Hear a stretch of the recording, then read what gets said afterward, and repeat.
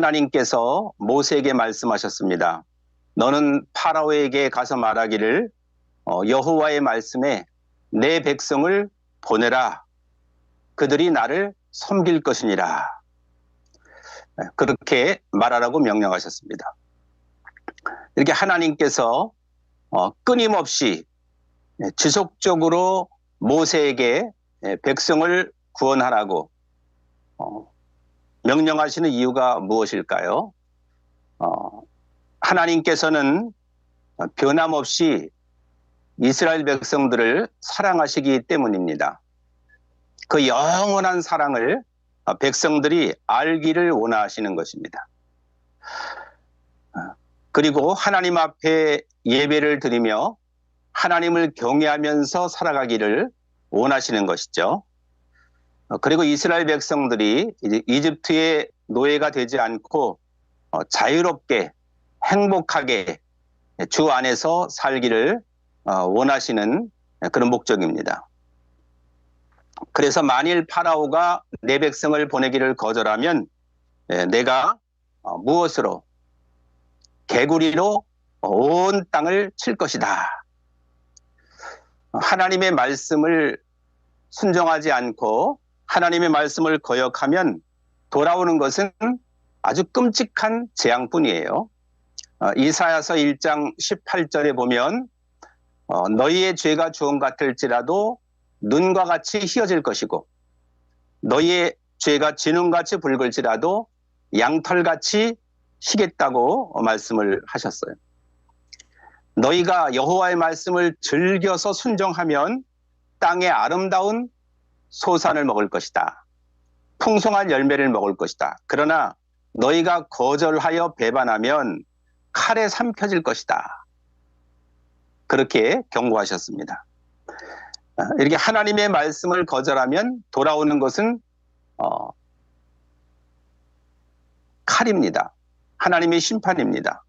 그러므로 우리는 하나님이 우리에게 말씀하실 때 즐겨 순종함으로 땅의 아름다운 소산을 먹는 그런 복된 삶이 되시기를 바랍니다.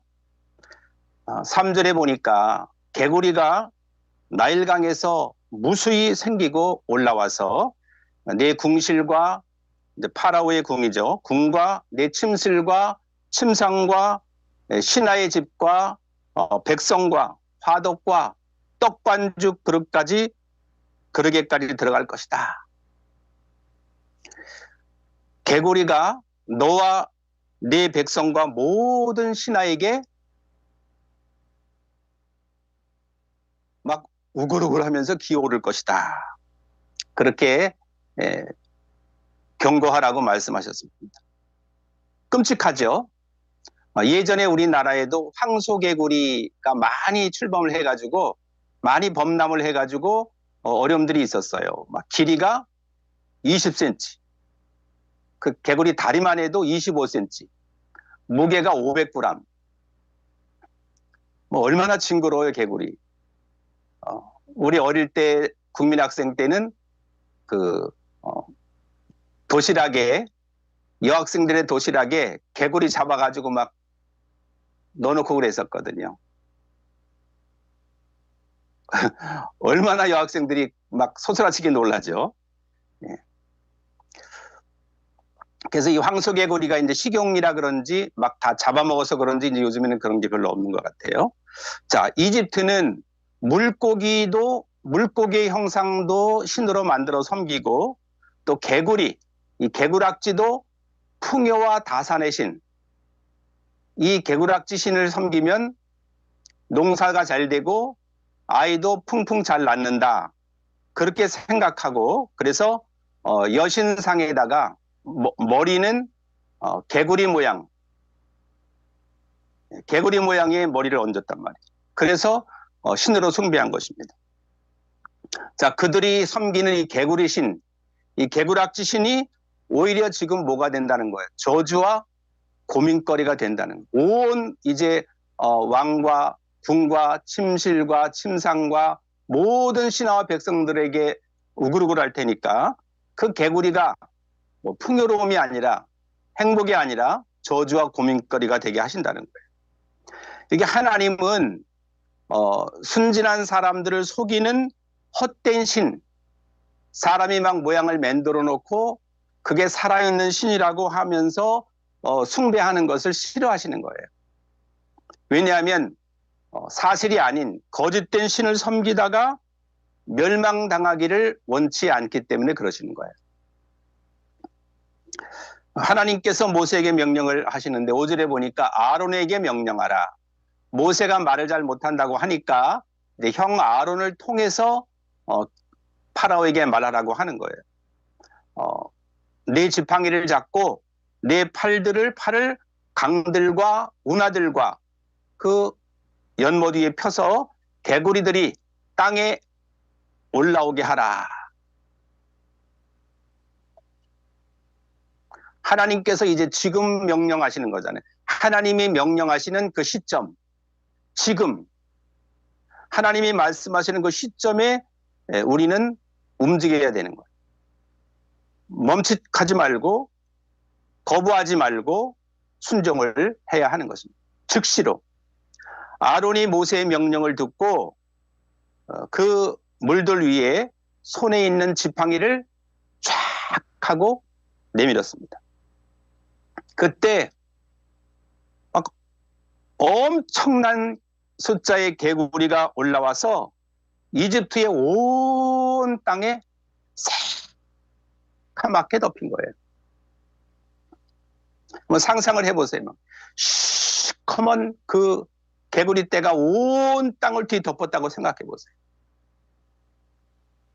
내 목에도 들어가고 겨드랑이에도 들어가고 막 바지가랭이에도 들어가고 어떻게 되겠어요?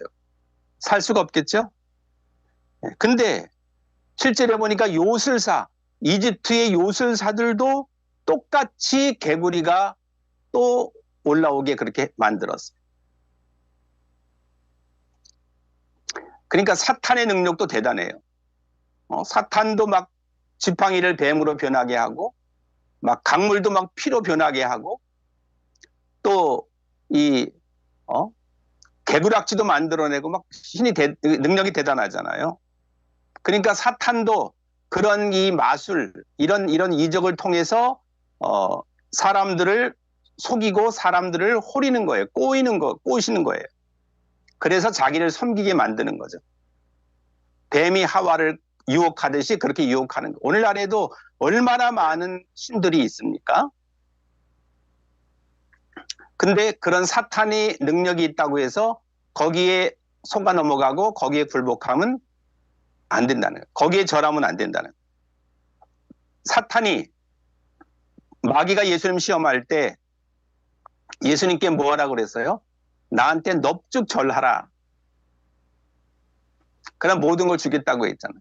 예수님께서 넙죽 절하셨나요? 아니요. 사탄아 물러가라. 하나님을 시험하지 말라고 호통을 치셨어요. 이 이집트의 요술사, 마술사들도 개구리를 막 만들어냈는데 그 결과는 뭡니까? 아주 골칫거리였던 너무 징그러운 개구리의 숫자를 더 늘린 꼴이에요. 더 힘들어지죠. 그리고 숫자가 더 많아지니까 뭐 아무런 그 도움이 안 되는 거잖아요. 개구리가 더 많아지니까 개구리가 사라지게 하지는 못했다 이 말이에요. 한계가 있는 거죠. 사탄은. 사탄은 능력이 있지만 한계가 있어요. 사탄은. 그래서 사탄은 우리의 삶과 또 주님이 세우신 몸된 교회를 무너뜨리려고 온갖 방법으로 교란시키고 획책하고 도모하지만 절대 무너뜨리지를 못해요. 어느 정도까지만 허용하시는 거예요. 어느 정도까지만. 욥이 시험을 당할 때 하나님께서 그 사탄에게 뭐라고 하셨어요? 욥의 생명은 해하지 말아라. 그리고 다 허용하셨잖아요. 그러니까 죽을 만큼 죽기 직전까지도 사탄은 시험을 하는 것입니다. 그러니까 우리가 어떻게 얘기해야 됩니까? 아유 나 죽겠네. 아유 못 살아. 그러면 안 되는 거지. 죽으면 죽으리라. 하나님이 나더러 죽으라시면 아멘 죽겠습니다. 그러면 겁날 게 없는 거예요. 내가 내 생명을 해야만 안 되죠. 오늘도 어떤 배우가 또 생명을 끊었잖아요. 젊은 배우가. 참으로 안타까운 일이죠. 절대 우리의 생명은 끊으면 안 돼요. 아무리 어려워도 하나님이 데려가시면 아멘 하고 가지만 우리의 생명은 하나님의 것이기 때문에 함부로 해서는 안 되는 것입니다. 근데 사탄은 계속해서 우리의 생명을 막 너 살기 힘들지. 너 뭐 살아봐야 인기도 없고 누가 너를 배역을 맡겨주는 사람도 없고 돈도 못 벌 거고 네 나이가 벌써 몇이야 하면서 여러 가지의 그런 고민과 고통을 주어서 생명을 끊게 만들어요. 그렇기 때문에 우리 그리스도인들은 어떤 고통이 다가오고 어떤 마귀의 유혹이 다가와도 막 눈을 휘둥그렇게 만드는 놀라운 그런 능력이 나타난다 할지라도 절대로 사탄에게 우상에게 마음을 빼앗겨서는 안 된다는 것입니다. 자, 이게 막 그냥 왕궁과 침실과 침상과 온 백성과 신하의 집에 개구리가 창궐하니까 생활도 할 수 없고 도저히 한순간도 견딜 수가 없게 되니까 8절에 보니까 이제 파라오가 마음이 급해졌어요. 너무 힘드니까 백성들이 고통을 당하니까 모세와 아론을 부릅니다. 야 모세 너희 하나님께 구해가지고 나와 내 백성을 좀 살려줘. 제발 개구리 좀 떠나게 해줘. 이놈은 개구라치 때문에 살 수가 없어. 이 개구리만 없어지면은 내가 백성들 다 내보낼게. 내가 약속한다. 약속해. 미련 없이 다 놓아줄게. 그래서 너희 백성들이 너희 하나님께 제사를 드리게 만들어줄게. 그러자 모세가 파라오에게 말합니다. 정확한 시간을 말하시오. 두리뭉실하지 말고 언제 보내줄 건지 정확한 시간을 말해주시오. 왕이 만일 약속을 지킨다면 내가 왕과 왕의 신하와 이집트 백성들을 위해서 개구리들이 다 사라지도록 전부 다 나일강으로 들어가도록 그렇게 해주겠소. 우리 백성을 하나님의 백성을 내어줄 시간이 언제요? 정확한 시간을 내게 말하시오. 그랬어요. 여기 어떤 뜻이 있냐면 하나님은 어떤 때라도 내렸던 재앙을 제거하실 수가 있는 거예요. 당장이라도. 그리고 이 파라오가 계속 거짓말하잖아요. 보내준다, 못 보내준다. 보내준다, 못 보내준다. 이렇게 간교하고 변덕스러운 파라오에게 약속을 재확인하는 그런 모세의 마음을 볼 수가 있어요. 언제인지, 언제 하나님의 백성을 내줄 거요? 시간을 말하시오. 언제요? 그러니까 파라오가 tomorrow, 내일 보내주겠다. 내일 반드시 보내주겠다. 새끼손가락 걸고 꼭 약속해. 아주 그냥 약속을 아주 꼭 지키겠다고 그렇게 맹세를 했어요.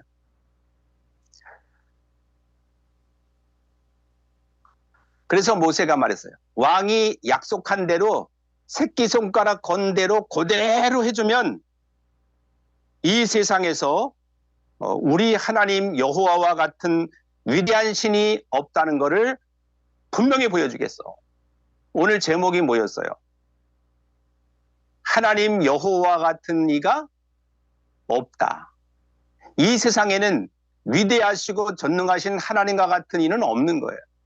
사람도 없고 어떤 신도 없는 거예요. 오직 하나님만이 위대하시고 하나님만이 전능하시고 하나님만이 위대하시고 유일하신 전능자 하나님이신 거예요. 그 전능하신 하나님이 역사하셔서 어떤 거짓된 신과도 비교할 수 없는 하나님이 역사하셔서 11절에 보니까 개구리가 왕과 왕궁과 왕의 신하와 백성을 떠나서 나일강으로 다 들어갈 거다. 그리고 이제 모세와 아론은 밖으로 나와서 뭐 합니까? 모세가 기도합니다. 기도.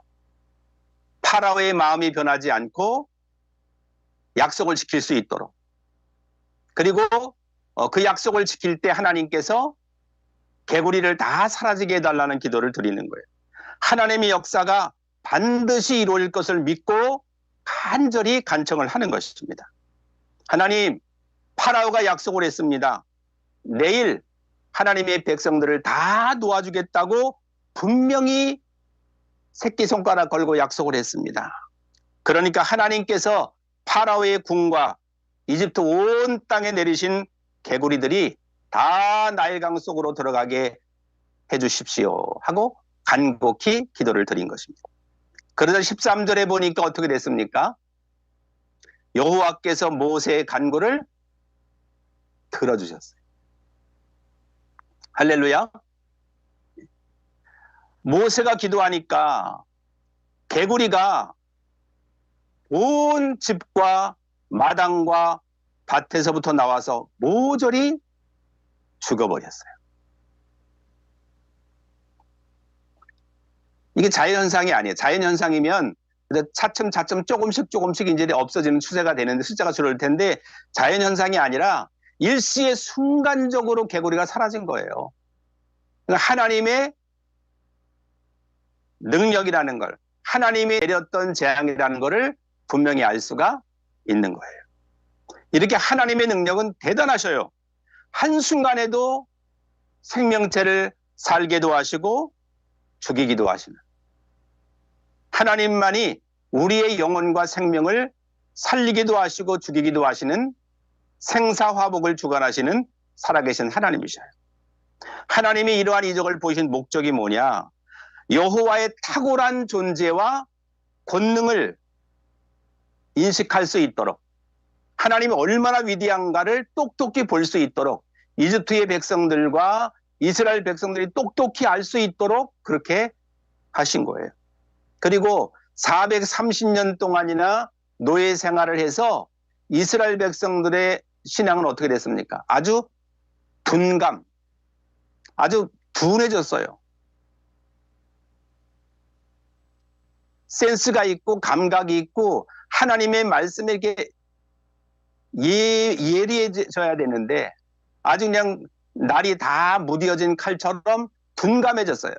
하나님이 어떤 분인지, 우리가 하나님을 어떻게 섬겨야 되는지, 하나님 앞에 왜 꼭 예배를 드려야 되는지 이런 걸 다 잊어버렸단 말이에요. 그냥 노예 생활 하다 보니까 힘들고 피곤하고 지치니까 다 잊어버렸어요. 그리고 그들이 믿는 그러한 우상 숭배 이런 거 막 따라하고 막 그렇게 되는 거예요.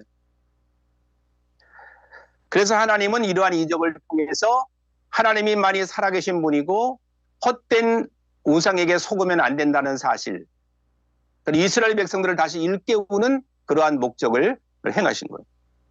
사람들이 막 다 죽어서 그냥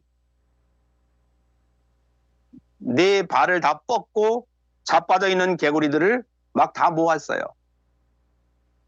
14절에 보니까 무더기로 쌓으니까 그 땅에서는 견딜 수 없는 끔찍한 악취가 났어요. 자, 자기들이 풍요와 다산의 신, 농사도 잘 되게 해주시고 또 아이도 잘 낳게 해주는 신이라고 여겼던 그 개구리가 어떻게 됐어요? 다 뻗어가지고 다 죽어가지고 자빠져가지고 냄새를 풍기고 있잖아요. 자기들이 믿던 신, 자기들이 우상시했던 그 종교가 얼마나 어리석고 하나님 앞에는 그런 우상 숭배가 얼마나 악취가 난 그러한 행동인가를 보여주시는 거예요. 자, 모세가 이제 간구해서 개구리를 싹 제거했으니까 파라오가 뭐 할 차례입니까? 약속을 이행할 차례예요. 자, 파라오가 약속을 지킬까요? 안 지킬까요? 백성들을 내어줄까요? 안 내어줄까요? 사탄은 원래 약속을 안 지켜요. 그는 거짓말장이에요. 거짓의 아비이기 때문에 사람을 속이고 약속을 안 지키는 걸로 아주 유명해요. 15절에 보니까 파라오가 숨을 쉴 수 있게 됨을 보았을 때 막 개구락지 때문에 숨도 쉴 수가 없었어요. 막 너무 답답하고 너무 그냥 압박이 심했는데 고통스러웠는데 개구리가 없어지니까 또 여유가 생긴 거예요. 언제 내가 약속했어? 내가 언제 새끼손가락을 걸었어? 하면서 또 거짓말을 하는 거죠. 사람은요, 발등에 불이 떨어지면 막 다급하고 쩔쩔매가지고 뭐 막 그냥 뭘 하는 척 해요. 근데 또 여유가 생기면 또 딴청할 때가 있어요. 화장실 갈 때, 나올 때 마음이 달라질 수가 있단 말이에요. 자, 이 파라오가 그 순간을 모면하기 위해서 어떻게든지 개구리만 없어지면 좋겠다. 그 위기를 모면하기 위해서 또 거짓말한 거예요. 또 거짓말을. 하나님을 알지 못하는 사람에게 참다운 회개는 있을 수가 없는 거예요. 우리는 하나님 앞에 정말 참되게 진실하게 회개하잖아요. 주님, 저는 죄인입니다. 죄 가운데 태어났고 지금까지 죄를 짓고 살았으며 지금 이 순간도 죄를 짓고 있습니다. 아니, 내일도 모레도 또 죄를 지을 수밖에 없습니다. 하고 우리는 회개하게 됩니다. 근데 파라오는 조금만 여유가 생기면 또 마음이 강팍해지고 완악해져서 말씀을 거역하는 것입니다. 그런데 이 파라오의 교만한 마음, 이 강팍한 마음, 이 완악한 마음조차도 누가 그렇게 하신 거예요? 하나님께서 그렇게 하셨다는 거예요. 그러니까 사람이 교만하고 강팍하고 완악하고 고집스러워서 뭐 부모님 말씀도 안 듣고 어른의 말씀도 안 듣고 선생님 말씀도 안 듣고 주의 종의 말씀도 안 듣고 막 이렇게 된다면 누가 그렇게 하는 거예요? 하나님께서 그 사람의 마음을 완강하고 강팍하게 하신 거예요.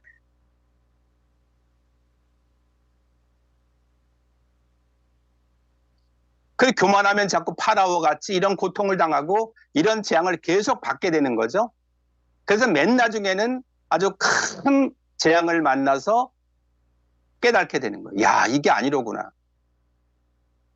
파라오가 이집트의 일개 왕인데도 불구하고 9번째까지 굴복을 안 하다가 10번째 가서야 무릎을 꿇잖아요. 하나님 앞에. 그러니까 그동안에 당하지 않아도 될 고통을 다 당하는 거죠. 그래서 교만은 패망의 선봉이라고 하잖아요. 하나님께서 파라오의 마음을 강팍하게 하신 거예요. 그러니까 우리는 하나님께서 우리의 마음이 높아지고 자고해지고 막 자기 잘난 척하고 교만해지고 그렇게 되기를 원하십니까? 아니에요.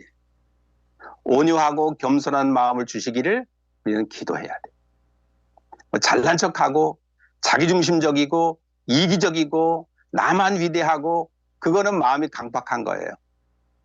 하나님께서 사탄을 통해서 그 사람을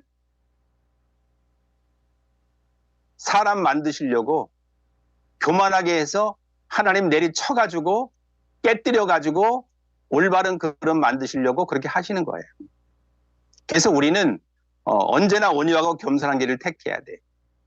물이 높은 곳에서 낮은 곳으로 흘러내려가듯이 언제나 겸손하면 모든 은혜가 다 겸손한 사람에게 흘러내려오는. 이 파라오는 여호와의 자비하심, 개구리를 다 저에게 주셨는데도 불구하고 그걸 또 이용해가지고 악용해가지고 심판을 초래하는 거예요. 그런 삶이 반복되는 것, 이렇게 미련한 삶이 계속 반복되는 것, 그게 우리의 삶이 되면 될까요? 안 될까요? 안 되는 거예요. 빨리 깨달아야 되는 거예요. 그래서 우리는 파라오와 같이 하나님의 마음을 아프게 하지 말자.